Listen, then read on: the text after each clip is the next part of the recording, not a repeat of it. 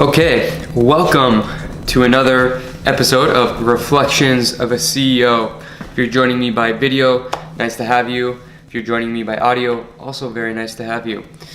So today I want to go over one of the things that I was working on yesterday. So today is a Sunday.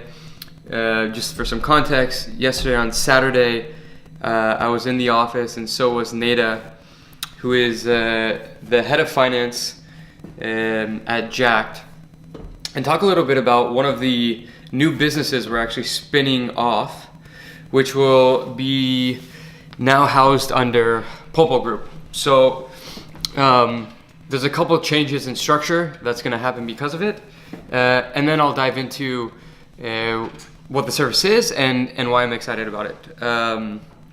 But just for context, if you don't know what Polpo Group is, I did an entire podcast episode where I went into the details of the origins of it, why it exists, how we got to this point. But long story short, it's the holding company that I am forming, or that I've formed, to house all of my business ventures moving forward. So Jacked, which is the main business I've had for the last 6-7 years, will be under Polpo Group. And under Polpo Group will be a number of different companies. The thesis behind all of them, or the premise, or the main, I don't know, something that's really important, I don't know what to call it, is that they're cash flow generating businesses. That's really important to me. And then we're going to take that cash and then invest in real estate and some other type of ventures. So anyways, one of the ventures that or new businesses that we are about to start, or working on starting, or kind of have started, is we don't have an official name for it, but I'll reference it as Polpo Finance from now on. But it's essentially what I realized from running an agency for the last 7 years. There's a couple things. One is that financial discipline, financial understanding, accounting understanding, just a really solid understanding of business and just cash flow, and all of those things are super important to maintaining a profitable business. And they're things that come more naturally to me. So I don't want to say I've been a bit lucky, but it's just one of those things that I get numbers and finance and accounting and how to structure deals and how to manage cash flow and all those things. I've definitely learned over time, but it's one of those things that you know how some things come more easily to you than others. This is just one that I naturally gravitated towards. And a couple realizations for me happened. One, I realized not everyone, this is their strong suit, who's running an agency or a business. Two is that I knew way more than any accountant I worked with, or I knew more than they were sharing with me about how to actually manage the financial side of a business. So it's one thing, there's a big difference between accounting and then the actual finance side of things on how to actually run a business and run it profitably, etc. I met a lot of people, and just through meeting a lot of people, I realized that actually my financial understanding and the way I do things is actually not unique, but it's above average. And I never really gave myself credit for that, or how important it was to us staying in business or running a profitable business. So I searched out other people who trying to pay them outside of the company to do some of the work that I've naturally done for Jack over the years. Eventually realized that no sort of outside accounting firm could actually provide what was needed for a couple of reasons. One, they either didn't know how, or they didn't understand our business well enough, the agency model, how things really work. Three, they weren't actually business owners, so they don't know the actual things that really matter to a business owner. They're more by the book accountants. Nothing, I have no issue with accountants. I just realized, they're not business owners and operators. They're accountants. So anyways, so there was this financial engineering kind of gap. And so we eventually decided to hire in-house for it. I could do a lot of that work myself. However, was lucky enough to, well, a couple things. One, in the idea of scaling a business, the owner should be more, in my opinion, designing the business, and I needed to stop doing a lot of the work. And it was time, because our business was at that size where we could actually afford to hire someone full time to oversee the responsibilities that I had and the financial side of things. And that's when we hired Neda, who has been with us for about a year now. She's been amazing. She has a financial analysis and engineering mind as well. So between the two of us, we are very capable and have been able to run Jacked very, very well over the past year. We're very financially sound in the way we run things, and financially disciplined. And long story short is, I realized that actually the agency market is an underserved market in this sense. So while I was trying to find people, accountants or other people to help me with these kind of things, with the problems that I shared with you about, accountants not being entrepreneurs themselves, not being business owners, not understanding the agency model, as well as agencies at a certain size, you can't afford the people that probably could help you with those things. You can't afford them because the revenue and the profit at your different stages from 0 to 100,000, 100 to 500,000, 500,000 to a million to 2 million, right? The financial structure that works for that level is not something that works for outside firms or people that could actually help you with those things. So I saw an opportunity of, hey, that's actually where I can play and that's where I can help, because I've been through every stage from $0 up to now, a $4 million a year agency. I know what it's like from a business owner operator standpoint. I know what it's like from actually managing the finances for the first 5+ years of the business until Neda came along. I know the ins and outs of the business model. At this point, I know the accounting side and tax side, and of course, like I am not a CPA, so I cannot do, here's the disclaimer, I'm not a CPA, I can't do the filing taxes, and there's certain things I can't do, but I know the business side of running an agency extremely well.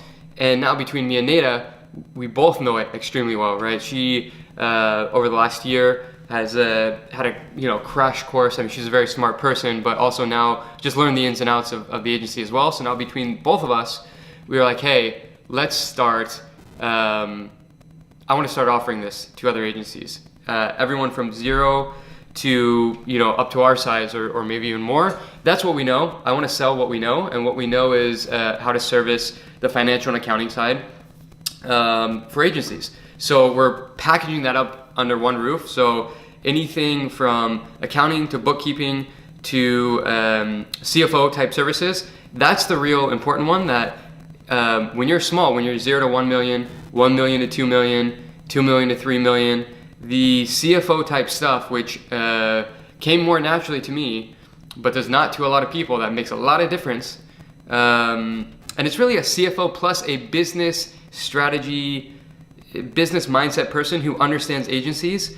That's what we're wrapping up into one. So like, you can't actually go out and get this kind of information, or it's hard to find it. I tried to find someone or a company that did all these things, but they didn't have the right mix of things. So that's why we're going very niche with this. Unless you ran an agency before and you had this mix of service offerings, in my opinion, there's not going to be a better company to service your agency than what we're about to offer, because no one knows it better than us unless you've also done it like us. So between our experience plus our capabilities in these areas, that's what I want to start offering. And I want to do it though at a cost that is affordable for agencies at different sizes. So at a $500,000 agency, you can't be spending thousands and thousands of months on this, but it's super important to have, right? And so you either say, oh, I can't afford it, so then you keep chugging along and making making some mistakes or kind of skating by and because you can't really afford it. But if you had it, wouldn't it be great? So that's my goal, is to provide for agencies from zero. Really, I want to start with people 0 to 1 million and then grow with them. But we can obviously take on a $1.5 million agency or a $3 million agency, because that's what we're, at Jacked, we're 4 million. So the service we're designing is actually the same exact one that we're using to run Jacked. Jacked will actually be a customer of Polpo Finance. So we're literally eating our own dog food. We are paying for the same service at the same rates that we are charging other people. So I think we're in a very unique position to offer this. It's an unsexy business, some would say, but I think it's very sexy because it's solving a real need and problem based on first-hand experience. And what I really want to do is take a lot of what I've learned at Jacked on how we've built this over the last 6-7 years. Take all those learnings that I'm now starting to share with people in our service-based businesses Slack group with other owners, but really take all the learnings that I've had and then put those all into Polpo Finance so that we're building from the ground up really smartly, and we're able to drive the cost down because we're automating a lot, creating a lot of processes and systems around what we're doing, so that a team of, our goal is that a team of 3 to 5, maybe 6 people can service, $1.5 million worth of business coming in and 30 plus customers, right? And so then we can drive the cost down for people because we don't need to charge a full-time person. We don't have to have, it's not all going to be manual, and people doing all the work. We're going to use a lot of technology here, but we also have a lot of experience. So what might take you 10 hours, it only takes us 1, just because we have the experience, right? So we're sharing that with other people. And it just doesn't make sense to hire full-time. So all our pricing, the way we've done the pricing model, is such that you can't actually hire a full-time person for cheaper than what we're offering, not to mention get all of the services you're getting, right? So for the cost of hiring one kind of CFO type person or finance person, for less than that, for tens of thousands of dollars less than that, you're going to get CPA services, bookkeeping services, CFO services, business analysis services from real agency operators. So that's the kind of idea behind it. So yesterday we were in the office mapping out both our pricing model, and I'm really happy with where that's at. But just like any starting new business, right? We're going to be testing out the pricing model just to make sure it fits perfectly, with each business. We chose to do something a little bit different. Is we're charging a percentage of your revenue.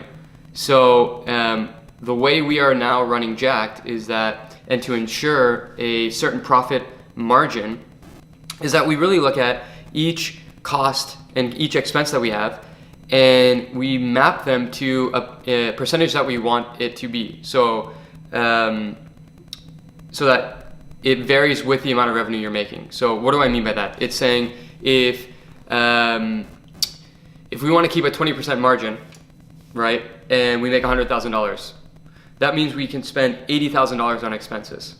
Okay. Now, if let's say that revenue goes down to 50,000, but we want to maintain a 20% margin, right? Our costs have to go down as well. And so the easiest way that I found to kind of manage that is to make sure that the ratios and the percentage of your expenses, a percentage as a part of revenue, maintains constant. So then you always know, no matter what revenue is, if it goes up, down, etc., you're always going to make a certain amount of net profit. So you can keep that 20% profit, whether you're making 100,000 or 150,000 or 50,000 in revenue, right? And ideally, over time, as you're making more revenue, you can even make a higher profit margin if you set things up right, which is something we're going to be helping people to do. But anyways, that's how we prefer to do things, and that's how Jacked is going to be paying Polpo Finance, is as a percentage, so it's variable. Because where we got killed in the past was if you have fixed costs, right? If you have fixed costs of, let's say, for us, we were running at, over $10,000 a month in finance and accounting services, right? So $15,000 a month, just about. Between full-time people, contractors, etc., just on that. And that can be fine if you're making, $4 million a year. But what happens when you get to, if you have a bad year and it goes to 3 million, right? Your costs have now stayed the same, right? So if the cost stayed the same and you went up to 5 million, then you'd be like, great, I'm happy with that because the percentage went down. But I like protecting the downside risk and it being variable. So in the sense that, instead of that accounting and finance cost being fixed, it's actually going to be variable. So if we go down to 3 million, the percentage actually drops so that you can maintain your overall net margin. Now you may think, well, but then you don't get the benefit. That reduces the downside, which is awesome. But now you're actually penalizing me for doing better over time. And we took that into account, and we actually, instead of it, the percentage of revenue as the fee, instead of it staying the same as you grow, we actually decrease it.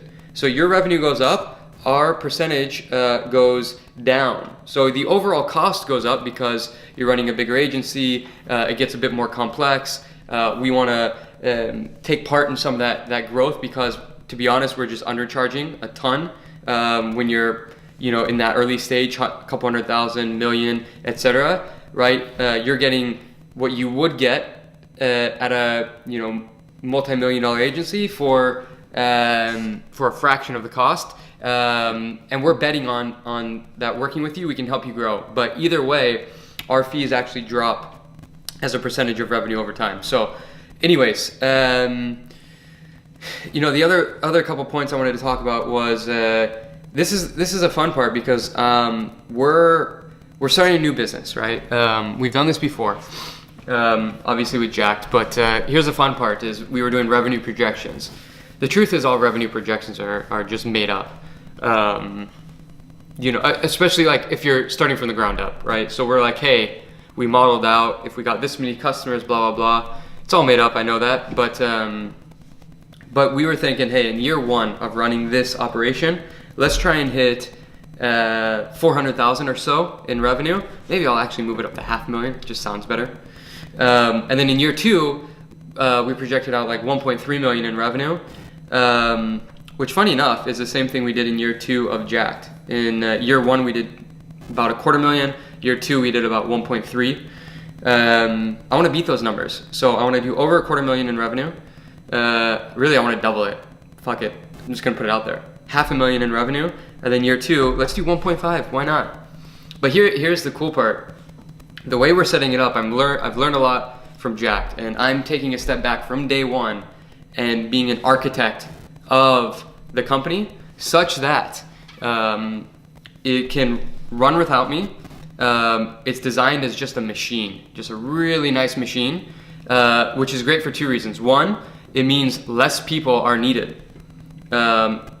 Two, it's more consistent and predictable, both from a new business standpoint and from a fulfillment standpoint. So why is that important? Because then also, if we're using less people, we can then also charge less to people, right? Giving them prices they can't find anywhere else. But then two, if we're using less people, we're also going to get a benefit from that. We're passing some on to the customer, but we're also reaping the benefit of it, right? As we scale. So we actually won't really make money until year two. In year one, the idea is let's make all that revenue. We're going to reinvest it all back in the business, spending on marketing and sales and automation and systems and processes. I don't care about making money in year one, which is a luxury, a nice thing we have so long as Jacked remains profitable, because we don't need the money. When I was starting Jacked, I needed money to live. Now that I've built up Jacked, we don't need to run this at a profit, which is nice. So on purpose, going to try and reinvest everything so that we're really setting up for year two. And year two is where, if things go how I think we can make at least a 50% net profit margin. So what that means is our projection was 1.3 million. I think half of that can be net profit, pure profit. I used to think, man, that's that's too much, or that's greedy in a sense. I should be passing on more of that to my customers, but no, because actually our customers are actually going to get a super low price, lower than they could get anywhere else by a long shot. We did the math on it, right? At each level, we were like, hey, what if you hired a person to do this or this? I'm talking tens of thousands of dollars a year that we're passing on savings. The only reason why we're able to make so much money, that 50% margin, is because we're going to be investing and spending a bunch of time and money in building these systems and processes, but also because we're getting paid for all the experience. You're getting 7 years of experience plus Nada's experience over the last year. Plus, by the way, she has an MBA from a top 5 global business school. She's been working in finance at different companies for years and years and years. So you're getting all of our experience plus everything we build. So you get more as a customer, and we get the benefit of everything we've learned. There's a famous or kind of this saying, or I don't know, where someone draws a painting. I forget what it was, but after a minute draws a painting and hands it to the person, charges them like $10,000. Might have been Picasso or something. Anyways, but the point is, like, how can you possibly charge me $10,000 for this? It took you a minute. Right? It's like, well, actually, it's 20 years of experience all wrapped into one, and that's why you're paying it. Same kind of concept, right? But I'm not doing it, and our pricing model won't be at the detriment of our customers, because we were and are the customer at the same time. So we're as jacked, abiding by the same policies and fee structure. So, anyways, this will be it'll be fun to see how this goes, right? Putting out in the public, in the spotlight, growing another business. People don't understand why would you start another service business or agency? I'm like, I love it. It's sexy. It spits off cash. It's solving a real problem that I have personally. People say it's not scalable. I just disagree. I think you can actually scalable is relative. Can it scale to 1.5 million and spit off 50% profit? Fuck, that's good for me. And at the same time helping a ton of businesses perform super well. That's what we're working on. There's a lot of other little things with that are going to be happening, and there's a lot of other reasons why this makes a lot of sense for Polpo Group to offer. I'll just touch on some of them. One, I plan on investing in agencies and bringing them under the Polpo Group. So by working closely with them, we will have access to essentially a pool of people where I can actually find